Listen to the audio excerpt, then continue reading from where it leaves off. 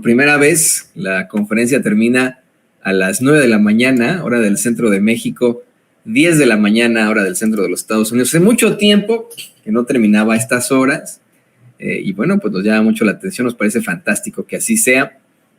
Una mañanera muy interesante en la que el presidente, bueno, pues dejó la víbora chillando, como dice el queridísimo Vicente Serrano, al exhibir a personajes como el farsante de Emilio Álvarez y Casa, como a Denise Dresser, Ciro Gómez Leiva, a López Dóriga, quienes constantemente exhiben sus contradicciones, sus graves contradicciones.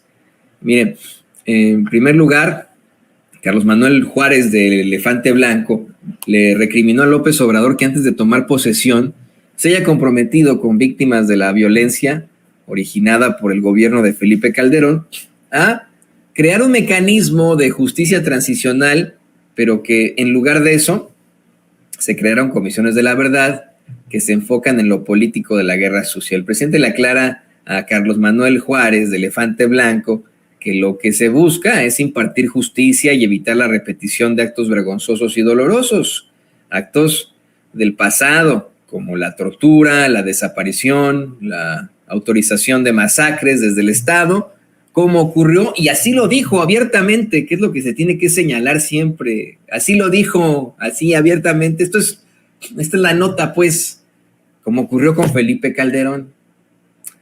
El mandatario le demostró al reportero Carlos Manuel Juárez cómo se ha estabilizado la situación con su gobierno respetando los derechos humanos. Insistió en que la secretaria de Seguridad y Protección Ciudadana, Rosa Isela Rodríguez, pues no, los Obrador los tenían engañados. Dice que la prensa no informaba, sino que manipulaba y tampoco había democracia. Aprovechó para demostrar con cifras cómo es que se dispararon los homicidios en el sexenio de Felipe Calderón, cuestionando dónde están los carteles tolerados por su gobierno, cómo fueron tolerados por precisamente pues el Borolas y García Luna. Así dijo, a ver, ¿dónde están esos carteles tolerados por mi gobierno? A ver, ¿no? Como si fueron tolerados ahí por el Borolas y por García Luna.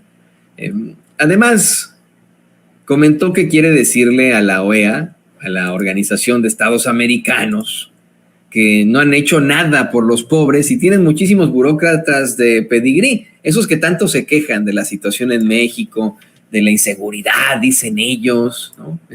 Y pues nada hacen al respecto, ¿no? Dice que ganan mucho dinero, pero que no ven nada sobre violaciones de derechos humanos.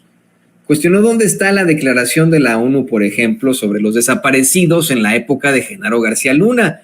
Comentó que el organismo de la OEA en México lo llegó a manejar un senador al que calificó como un reverendo farsante. Ya nos lo va a poner don David en pantalla.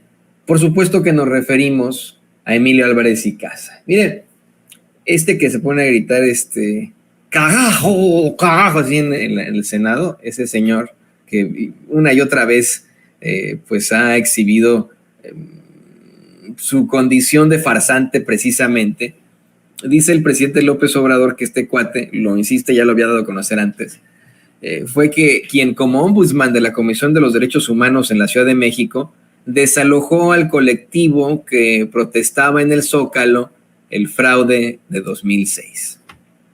Así, ¿no? Imagínese un ombudsman, ¿qué es el ombudsman? El representante de derechos humanos, ¿no? Desalojando, imagínese, recomendando que se desalojen a manifestantes, pues eso no existe en ningún otro país, ¿no? O sea, en todo caso, el ombudsman está para vigilar que se respeten los derechos humanos de los manifestantes, ¿no? Pero no. Planteó que Álvarez y Casa hizo declaraciones infames ante el desalojo de gente que está protestando porque quieren justicia, mientras jueces, magistrados y ministros protegen a los potentados. Gente que fue golpeada por unos porros, yo le agrego cretinazos y fascistas, ¿no?